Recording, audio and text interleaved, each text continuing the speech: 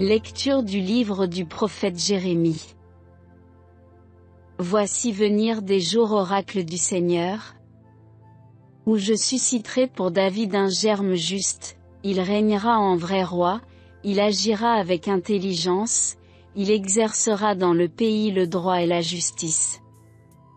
En ces jours-là, Juda sera sauvé, et Israël habitera en sécurité. Voici le nom qu'on lui donnera, le Seigneur est notre justice. C'est pourquoi, voici venir des jours oracles du Seigneur, où, pour prêter serment, on ne dira plus, par le Seigneur vivant, qui a fait monter du pays d'Égypte les fils d'Israël. Mais, par le Seigneur vivant, qui a fait monter du pays du nord les gens de la maison d'Israël, qui les a ramenés de tous les pays où il les avait chassés. Car ils demeureront sur leur sol. Parole du Seigneur.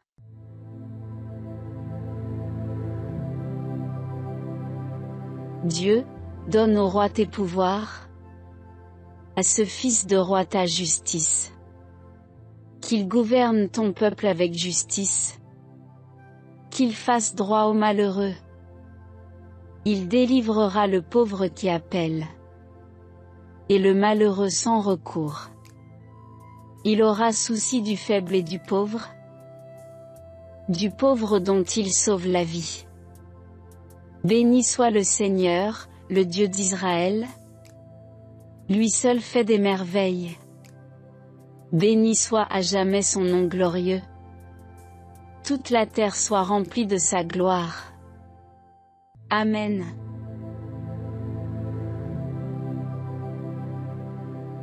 Évangile de Jésus-Christ selon saint Matthieu. Voici comment fut engendré Jésus-Christ. Marie, sa mère, avait été accordée en mariage à Joseph. Avant qu'ils aient habité ensemble, elle fut enceinte par l'action de l'Esprit Saint. Joseph, son époux, qui était un homme juste, et ne voulait pas la dénoncer publiquement, décida de la renvoyer en secret. Comme il avait formé ce projet, voici que l'ange du Seigneur lui apparut en songe et lui dit : Joseph, fils de David, ne crains pas de prendre chez toi Marie, ton épouse, puisque l'enfant qui est engendré en elle vient de l'Esprit Saint. Elle enfantera un fils, et tu lui donneras le nom de Jésus, c'est-à-dire, le Seigneur sauve, car c'est lui qui sauvera son peuple de ses péchés.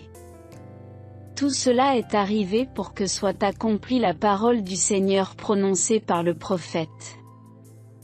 Voici que la Vierge concevra, et elle enfantera un fils. On lui donnera le nom d'Emmanuel, qui se traduit, Dieu avec nous. Quand Joseph se réveilla, il fit ce que l'ange du Seigneur lui avait prescrit, il prit chez lui son épouse. Acclamons la parole de Dieu.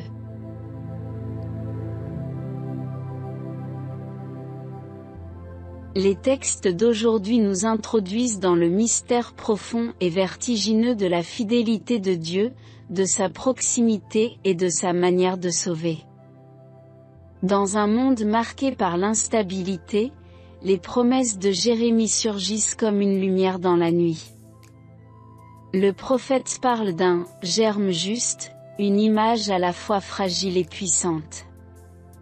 Fragile, car un germe évoque la vulnérabilité de la vie naissante, puissante, car ce germe est porteur de la plénitude de l'espérance.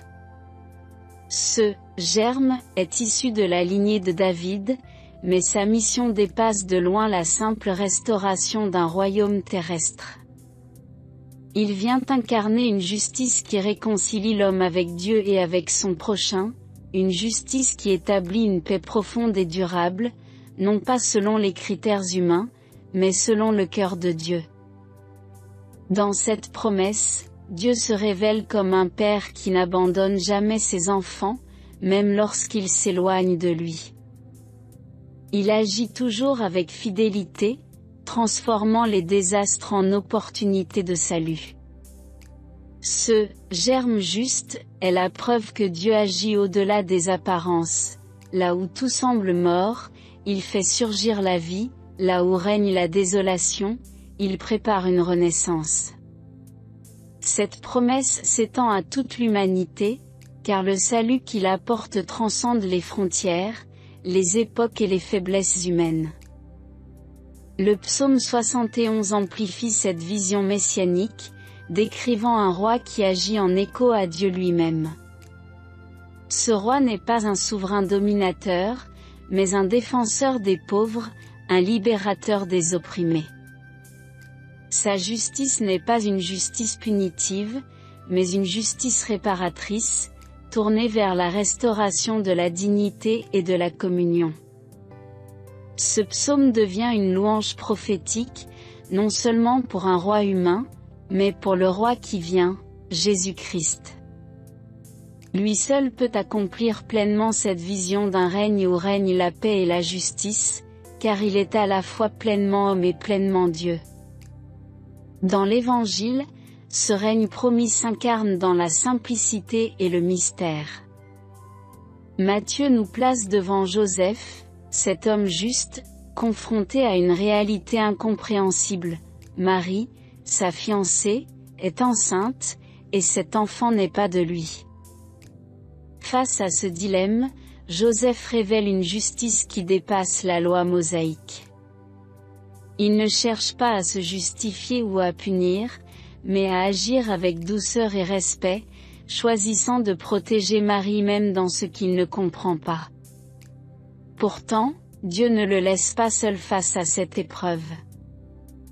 À travers l'ange, il lui révèle la vérité, cet enfant est l'œuvre de l'Esprit Saint, et il sera le Sauveur, celui qui accomplira les prophéties en devenant l'Emmanuel, Dieu avec nous. Joseph, dans son silence et son obéissance, devient une figure centrale de la foi. Il ne parle pas, mais il agit, guidé par une confiance absolue en Dieu. Il accepte une mission qui le dépasse, une paternité qui ne repose pas sur des liens de sang, mais sur un appel divin. Sa foi est une foi incarnée, une foi qui accepte l'inconnu et qui s'abandonne à la volonté de Dieu, même lorsque celle-ci bouleverse tous ses projets.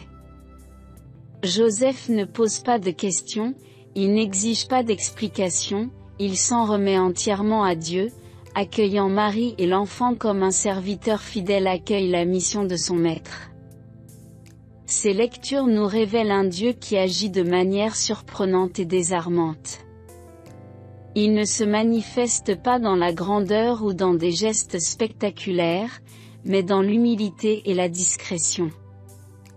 Il choisit un jeune couple sans importance aux yeux du monde, dans un village insignifiant, pour réaliser le plus grand des mystères, l'incarnation de son Fils. En Jésus, Dieu se fait Emmanuel, Dieu avec nous, non pas de manière lointaine ou abstraite, mais en partageant notre humanité jusque dans ses fragilités. Il entre dans notre histoire, non comme un conquérant, mais comme un enfant, dépendant de l'amour et des soins de ceux qui l'accueillent. Cette vérité bouleverse nos attentes et nous interpelle profondément. Avons-nous, comme Joseph, la foi et l'humilité nécessaires pour accueillir Dieu dans nos vies, même lorsqu'il se présente de manière inattendue? Sommes-nous prêts à faire de la place à l'Emmanuel, à reconnaître sa présence dans nos fragilités, nos doutes et nos épreuves? L'incarnation n'est pas un événement isolé, elle est une invitation constante à laisser Dieu prendre chair en nous, à devenir des porteurs de sa lumière dans un monde souvent plongé dans l'obscurité. En cette dernière semaine de l'Avent, ces lectures nous appellent à nous préparer non seulement à célébrer la naissance du Christ, mais à vivre une rencontre réelle avec lui. Car il ne vient pas seulement pour hier ou demain, il vient aujourd'hui, dans nos vies, pour faire de nous des témoins de son amour et des artisans de son règne de justice et de paix. Amen. Prions ensemble. Seigneur notre Dieu, tu es le Dieu fidèle qui accomplit ses promesses. Le Dieu qui se fait proche pour sauver et pour aimer. En ce temps d'attente, apprends-nous à ouvrir nos cœurs à ta présence.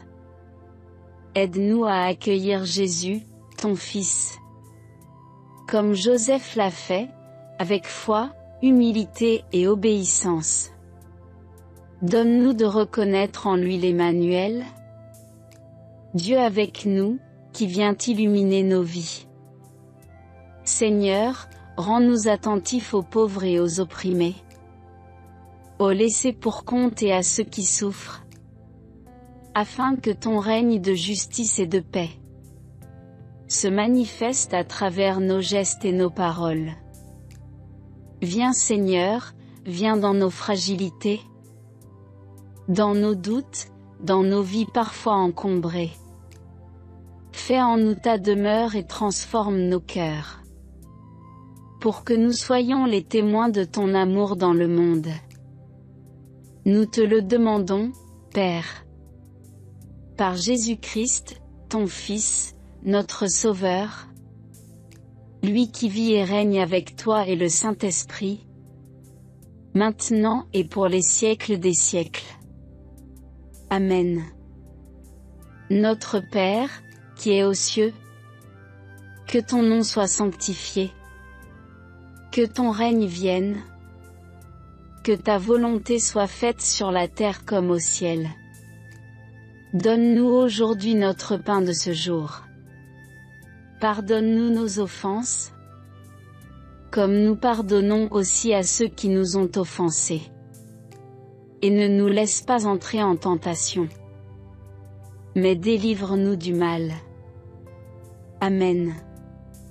Je vous salue Marie, pleine de grâce. Le Seigneur est avec vous.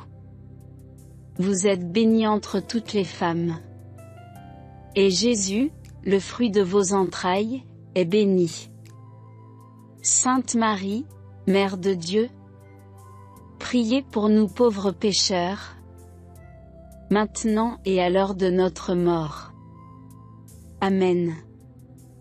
Gloire au Père, et au Fils et au Saint-Esprit, comme il était au commencement, maintenant et toujours dans les siècles des siècles. Amen.